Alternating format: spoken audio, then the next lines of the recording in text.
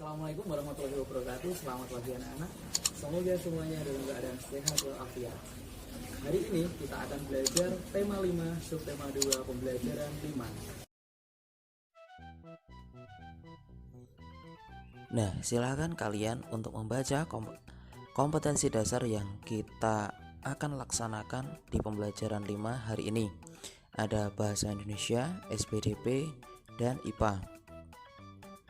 Untuk pembelajaran pada hari ini yang pertama, siswa mampu membuat pamflet yang berisi simbiosis secara teratur. Yang kedua, siswa mampu membuat teks non-fiksi tentang salah satu hubungan khas antar makhluk hidup. Yang ketiga, siswa mampu mempraktikkan tarian Turuk Langgai secara benar.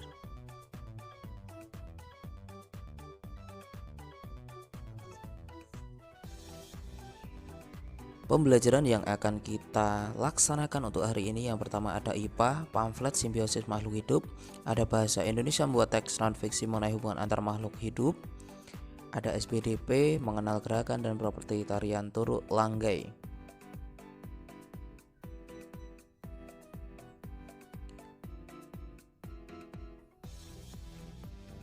Nah, sebelum kita ke hubungan antar makhluk hidup, sekarang kita coba amati lagi kembali pembelajaran mengenai ekosistem.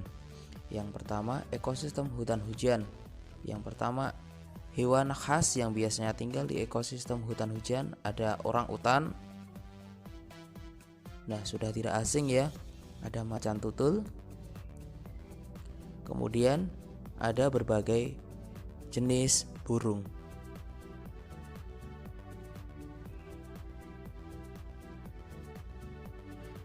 Untuk yang kedua, di ekosistem sungai.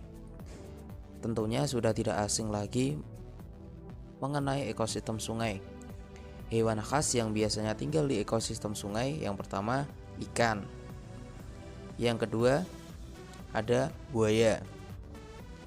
Yang ketiga ada berang-berang. Nah, inilah hewan-hewan yang biasanya tinggal di ekosistem sungai. Tentunya sudah tidak asing ya.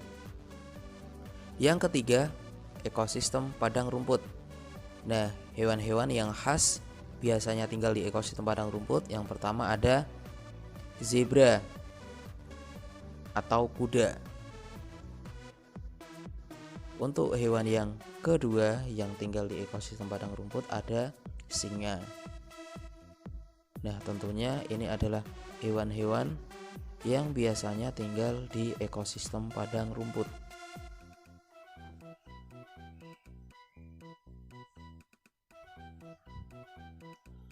Untuk yang selanjutnya di ekosistem gurun.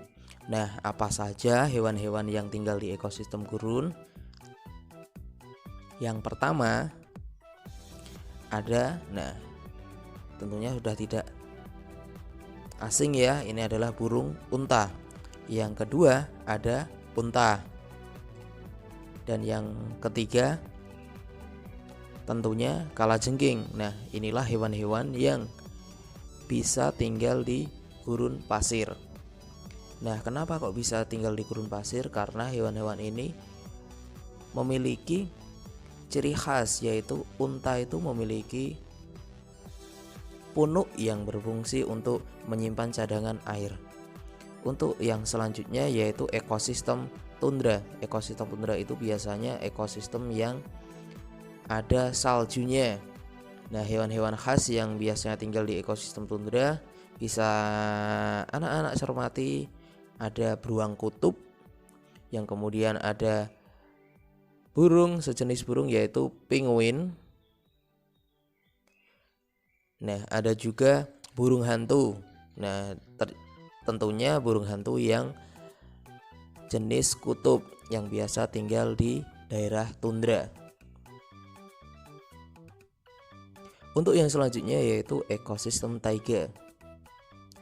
Nah, hewan-hewan khas yang biasanya tinggal di ekosistem taiga, yang pertama ada beruang. Biasanya beruang ini tinggal di hutan tundra.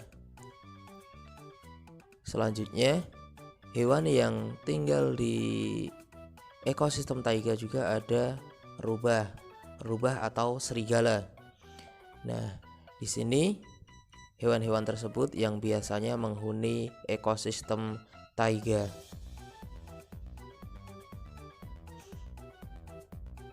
Nah, sekarang anak-anak amati, apakah hewan dan tumbuhan di lingkungan alam itu saling bergantung? Dan bagaimana hubungan komponen tak hidup dalam lingkungan alam? Komponen tak hidup itu meliputi cahaya matahari, air, dan udara. Nah, kemudian bagaimana hubungan lingkungan alam dengan manusia? Di sini anak-anak bisa coba pahami.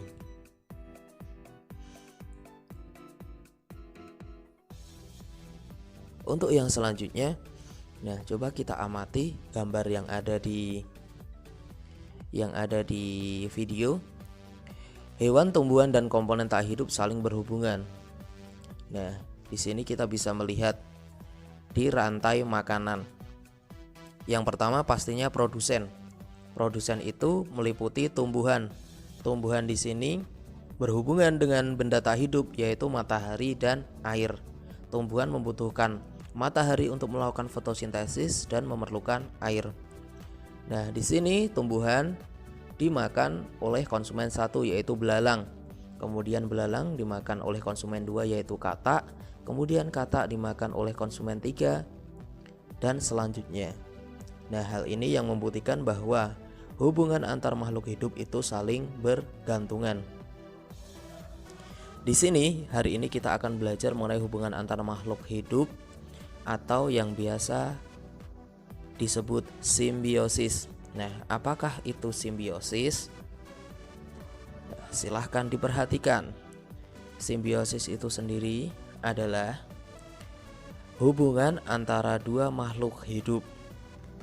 Jadi, yang dimaksud hubungan antara dua makhluk hidup di sini, dua makhluk hidup yang saling bergantungan atau saling berhubungan secara langsung. Nah, ini yang dimaksud hubungan khas antara dua makhluk hidup, yaitu disebut simbiosis. Nah, di sini simbiosis dibagi menjadi tiga. Yang pertama ada simbiosis mutualisme, yaitu hubungan antara dua makhluk hidup yang saling menguntungkan. Jadi simbiosis mutualisme itu saling menguntungkan. Yang kedua ada simbiosis komensalisme, hubungan antara dua makhluk hidup di mana yang satu mendapatkan untung namun makhluk hidup yang lainnya tidak dirugikan. Kemudian yang ketiga simbiosis parasitisme, hubungan antara makhluk hidup di mana yang satu mendapat keuntungan, yang satunya mendapat kerugian. Nah, di sini kita akan belajar 3 simbiosis. Kita langsung saja. Yang pertama, simbiosis mutualisme. Nah, simbiosis mutualisme itu simbiosis antara dua makhluk hidup yang saling menguntungkan. Bisa kita lihat di gambar. Di sini ada gambar buaya dan burung. Kenapa kok ini bisa disebut hubungan yang saling menguntungkan? Karena di sini burung merasa diuntungkan karena mendapat sisa-sisa makanan dari buaya, dan buaya merasa diuntungkan karena di bagian mulutnya dibersihkan oleh si burung. Untuk gambar yang kedua di sini ada gambar kerbau dan burung. Kenapa kok saling diuntungkan?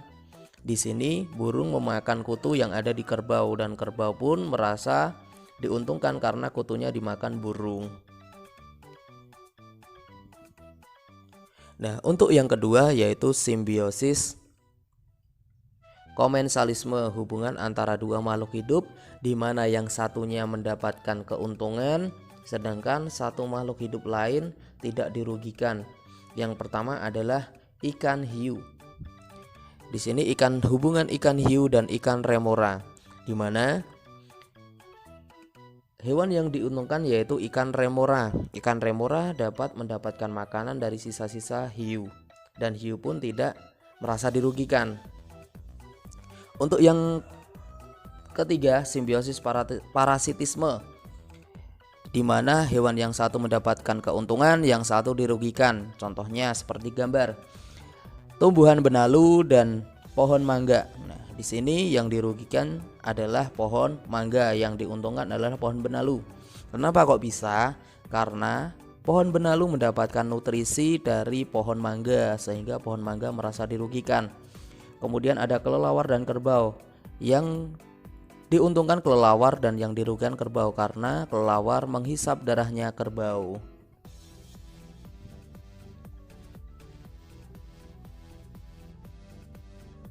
Setelah anak-anak mengikuti pembelajaran yang ada di depan tadi mengenai ekosistem dan hewan-hewan yang ada di dalam ekosistem tersebut serta hubungan antara makhluk hidup dan lingkungan alam, tentunya kita bisa mengambil kesimpulan bahwa semua makhluk hidup di lingkungan alam saling membutuhkan, di mana di sini yang harus anak-anak mengerti terlebih dahulu. Untuk selanjutnya, kita hari ini juga akan belajar membuat pamflet. Apa sih itu pamflet? Pamflet adalah tulisan yang disertai dengan gambar atau tidak yang dicantumkan pada selembar kertas di satu permukaan pada kedua permukaan. Nah, kemudian ciri-cirinya pamflet itu jika dilipat atau dipotong setengah, sepertiga bahkan seperempat akan terlihat kecil. Nah, bisa diamati di contoh pamflet. Pada gambar terdapat gambar yang disertai dengan tulisan.